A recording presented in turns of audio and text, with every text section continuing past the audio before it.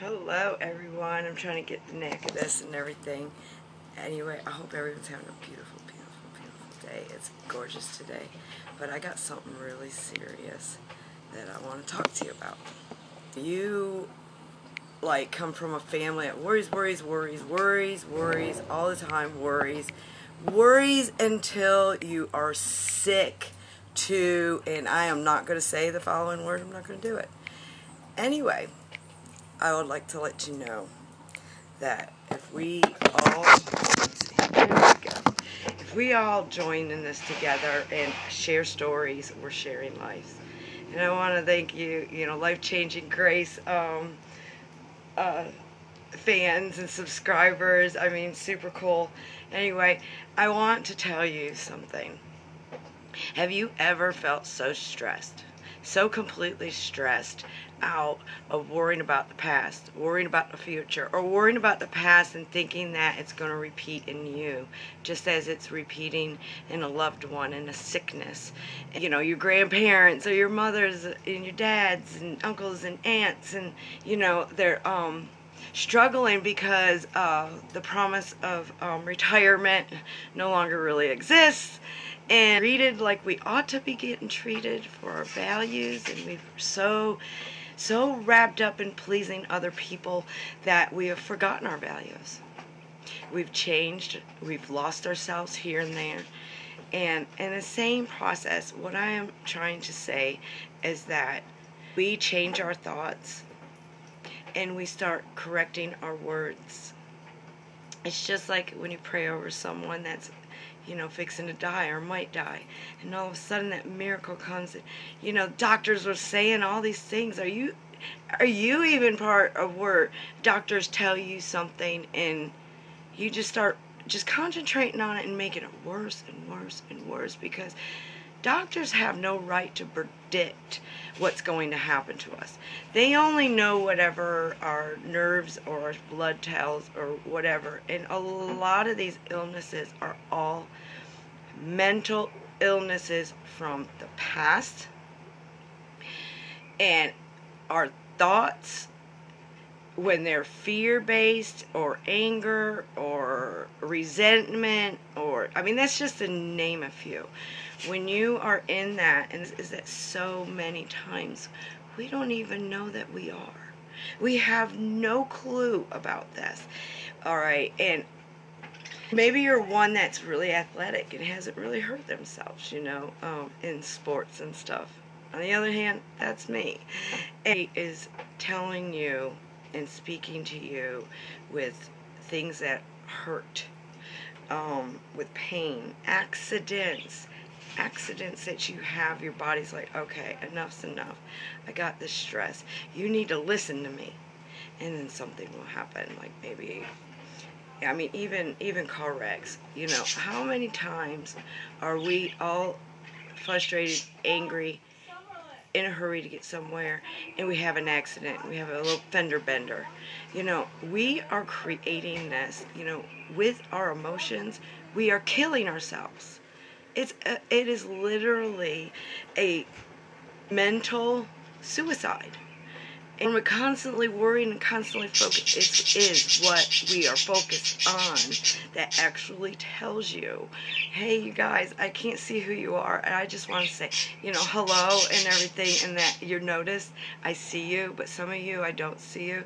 So if you're not my friends, I don't see you. I don't know. So, but anyway, I want to tell you, I've been there.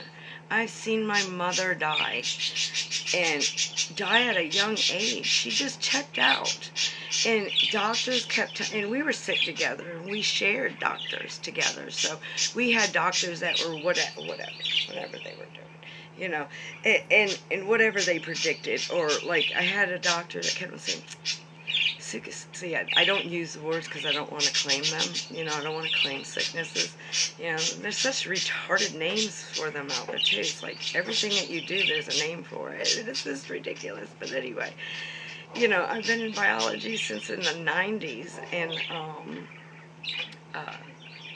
I had a practice. I was a massage therapist. I did house calls, of course, and I worked at the Hilton in Daytona. So Daytona fans, hello, how you doing? But what I'm getting to is that this is a practice of changing your mind.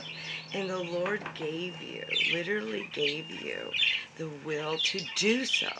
You can change your mind. You can change your surroundings. And when you change your mind and you start changing, people around you benefit from it. And that's the thing, is that my imprint on the world is to help others not dwell and suffer in their emotions, that later on, if you don't correct them and start serving yourself, you're going to end up having the same illnesses maybe as your parents. You know, my mother died at a very young age, you know, and she did. I think about it. She just checked out. She really did. She just checked out, and I kept hearing that voice, you know, and I could hear her voice saying, "Don't let it happen again." And I figured it was like something I had to reach out. I have to reach out. If I don't communicate, if I don't connect with you guys, you know, and I do one-on-ones, I can have my clients and I promise them an hour every week. Or sometimes there's some of them that need it more than that, 3 times a week. You know, we get on a schedule and I spend an hour with them. And of course, you know, they donate to my suicide prevention nonprofit organization, and they're helping you, like, because at night when I get with my clients and I call them family. I just bond with them, and we spend time. Next thing you know, if I don't have a next appointment at a certain time, because I have my alarms that go off and there's names on them, so that if we get caught up in a conversation, we're talking like this and stuff, and we're making progress and we're enjoying ourselves, sharing each other's stories, and also changing and transforming in a positive manner. It simply tells you, hello everyone, I love you. Okay, I finally got some of them I can say hello to you. But it can start from just breathing. And if you're taking deep breaths, and you should do this every single day, it doesn't matter when you do it, your body will start talking to you, especially if you start yawning. And your body's saying, you know what, you've been starving me from that oxygen, give me more, you know, it just wants more. So you give it more, and then other awarenesses will come. You start noticing, why are you getting a certain lump, you know, in a certain area of your body, and it hurts or it throbs or it burns or whatever the case may be. And there's an affirmation for every emotion, every false lie we have in our head, every word that we tell ourselves that we are not worthy, or this, or the ego. It's the fight with the ego. And I got a couple more come on there. Hello, I can't see you, but God bless.